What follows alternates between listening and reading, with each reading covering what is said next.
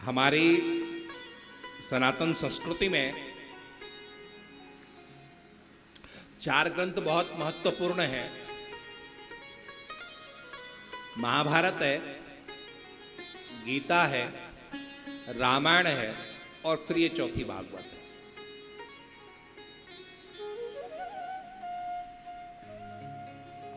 चारों का अलग अलग काम है। महाभारत हमको क्या सिखाती है? संतों ने, चिंतकों ने, विद्वानों ने कहा है महाभारत हमको रहना सिखाती है। जीवन जीने के कुछ नियम हैं और यदि आप उन नियमों को तोड़ते हो तो आपके जीवन में भी वही कठिनाइयां आती हैं जो महाभारत के पात्रों में उनके जीवन में आई थी।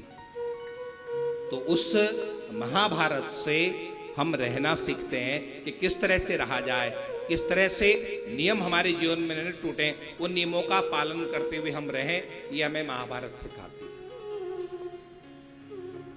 दूसरा नंबर गीता का है। गीता हमको क्या सिखाती है?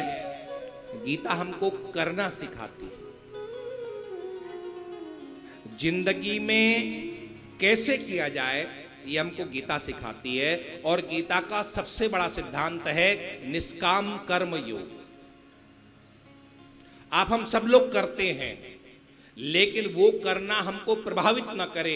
यदि ये कहीं से सीखना हो तो गीता से सीखा जाए निष्काम कर्मयोग। निष्काम कर्मयोग का मतलब है आप कर्म करते हुए जो कुछ आप प्राप्त करते हो उसमें अहंकार न हो, और यदि कुछ नुकसान हो जाए तो आपके जीवन में अवसाद न हो, आप डिप्रेशन में न चले जाएं, आपके जीवन में दुख न रहे। इससे बचने का उपाय आपको गीता बताती है, निष्काम कर्म। तो गीता क्या बताती है आपको? करना बताती। क्या बताती है? करना। तीसरा ग्रंथ हमारे यहाँ है रामायण। रामायण हमको क्या सिखाती है?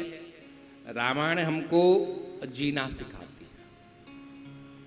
आपको के महाराज हम तो रामायण पढ़ते नहीं है, हम जी तो रहे हैं। इसको जीना नहीं कहते हैं। जीने के लिए तो पशु भी जीता है। जीता कि नहीं जीता है? पशु भी जीता है कि नहीं जीता है? और किन्हीं अर्थों हमें लगता है कि हमसे अच्छे रूप से पशु जीता है। क्यों अच्छे रूप से जीता है? क्योंकि वो प्रकृति के पीछे चलता है और हम प्रकृति के विरुद्ध चलते हैं। इसीलिए जो प्रकृति के पीछे चले उसका जीवन ज्यादा अच्छा है। जो प्रकृति के विरुद्ध चलता है उसका जीवन फिर बहुत ज्यादा कुछ विपरीत चलता है, तो विपरीत ही रहता है। तो जीना तो पशुओं का भी है, लेकिन हम मनुष्य हैं। हम मनुष्यों को जीना यदि कोई सिखाती है तो वो रामायण सिखाती है कि किस तरह से हम यहाँ पर रहें। मनुष्य जीवन तो हमें मिल गया है, लेकिन जन्म और मृत्यु के बीच में एक घटना जो घटती है जिसको जीवन कहते हैं, वो जीवन यदि कहीं से मिलता है तो इन शास्त्रों से मिलता है। और उसके लिए जो मुख्य शास्त्र है उसको हमने रामायण के रूप में देखा हमारे विद्वानों ने, कि रामायण हमको सिखाती है, जीना सिखाती है, वो हमें रामायण सिखाती है। और जिस भागवत के सम्मुख आप बैठे हैं, 7 दिन तक जिस भागवत को आपको सुनना है, ये भागवत आपको क्या सिखाती है? पहले तो आप देखें कि भागवत का प्रारंभ क्यों है। छोटी सी घटना है। राजा परीक्षित को मृत्यु का श्राप लगा। राजा परीक्षित सब कुछ छोड़ करके गंगा किनारे बैठा है और उस राजा के उपदेश देने के लिए, उस राजा को समझाने के लिए सुखदेव जी महाराज गुरु रूप में वहां पर आए हैं। और 7 दिन तक गुरु महाराज परीक्षित को समझाते हैं, सुनाते हैं। और 7वें दिन निर्भय पूर्वक, निडर होकर के राजा परीक्षित यहां से प्रस्थान करता है। पूरी कथा का सार ये निकल करके आता है कि भागवत आपको मरना सिखाती है। क्या सिखाती है? मरना सिखाती है। मरना भी एक कला है।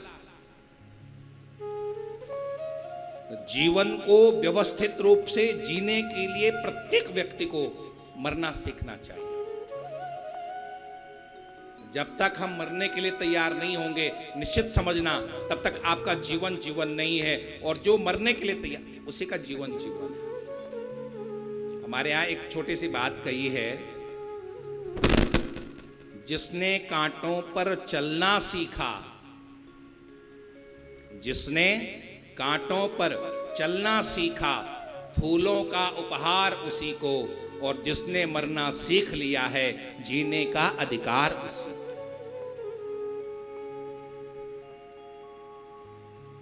भागवत हमारे जीवन में उतरती है तो वास्तव में फिर हम मृत्यु का दर्शन करते हुए, मृत्यु के ऊपर शासन करते हुए फिर हम यहां से जाते हैं। और ये भागवत हमारे जीवन में नहीं उतरती है तो ऐसे व्यक्ति को मृत्यु पशु की तरह खींच करके ले जाती है। लेकिन जिसके जीवन में ये भागवत उतर जाती है, उसे पशु की तरह खींच के नहीं ले जाती है, बल्कि सामने हाथ जोड़ करके खड़ी होती है, भगवान चलिए, आपका आने का समय, चलने का समय हो गया, अब आप प्रस्थान करें। आप क्या चाहते हैं? आपको पशु की तरह यहां से खींच के ले जाया जाए या सम्मान पूर्वक आप यहां से विदा हो? आपको कि महाराज आप मरने की बात कर रहे हो यहीं पे बैठे बैठे। आप हमारे संत वाणी चैनल को सब्सक्राइब करें, वीडियो को लाइक करें, शेयर करें और हाँ, बेल आइकन पर क्लिक करना बिल्कुल ना भूलें, ताकि हमारी किसी भी वीडियो की सूचना सबसे पहले आपको मिले।